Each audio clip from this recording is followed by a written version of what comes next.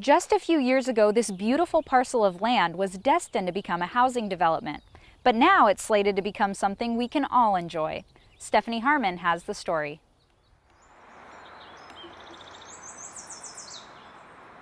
The Creeks Division was started by a vote of the public to restore natural creek areas in the city of Santa Barbara and to improve surface water quality in the creeks and in the ocean. And since 2001, the Creeks Division has been doing just that on a small and large scale. The Arroyo Burro Open Space is the site of the city's newest creek restoration project and open space park. This project really focuses on improving the creekside habitat here. So it's about 4 acres, 1,400 linear feet of the creek will be impacted and improved through this project. The park is situated in the Arroyo Burro Watershed, which spans over 9 square miles and is one of the lesser developed watersheds in the city. When we talk about creek restoration, what we're talking about is restoring the natural function of the creek system. And so a lot of the creeks in Santa Barbara have been degraded through urban development, agricultural development. The creek channels have been severely eroded because of large volumes of water that run off the streets and off of hard surfaces in the city.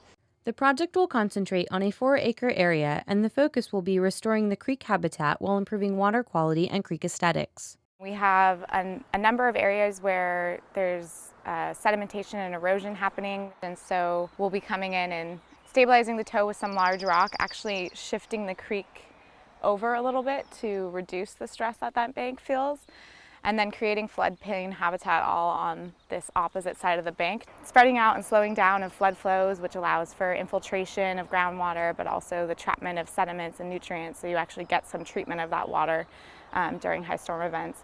It also provides for a wider creek zone, so what I call riparian habitat, which is really important ecological habitat adjacent to creeks. So we get pretty much only native tall stature trees along our creek corridors, so sycamores, cottonwoods, which are a really unique habitat for birds, mammals, as well as aquatic resources in the creek channel. During the restoration, a number of non-native and invasive plants will be removed and replaced with natives. So there's a number of non-natives on the property. We've got eucalyptus trees, arundo, which is bamboo-like grass species. It's very fast growing and outcompetes natives, as well as a number of more herbaceous understory non-natives like nasturtium and cape ivy and things that really just kind of choke out the native understory. So all of those will be targeted for removal as part of the project and restored with native trees and native understory species. These native plants provide food and habitat for local wildlife. It is important to preserve and restore open spaces in urban areas when possible. Open space in California just is disappearing rapidly. And in this area, with the property values being what they are, and with the pressures for housing and for development, places like this just disappear. And once they're gone, they're gone. So for future generations and for wildlife, for a number of reasons that I think everybody can appreciate, this parkland here will remain parkland forever. This beautiful piece of land has not always been a public space. It was once developed as a golf course. It was used for agricultural purposes. It was the site of a mineral water bottling company at one time, and it was actually approved at one time for a significant size subdivision. The development was voted down by the community, and the property was purchased by the city's Creeks Division with help from a grant secured by the Trust for Public Lands. We're fortunate that there was a number of other people in the community who also saw the potentials for open space and preservation. These projects take a village, certainly. There are a lot of people who are interested and a lot of groups who are interested in preserving this property.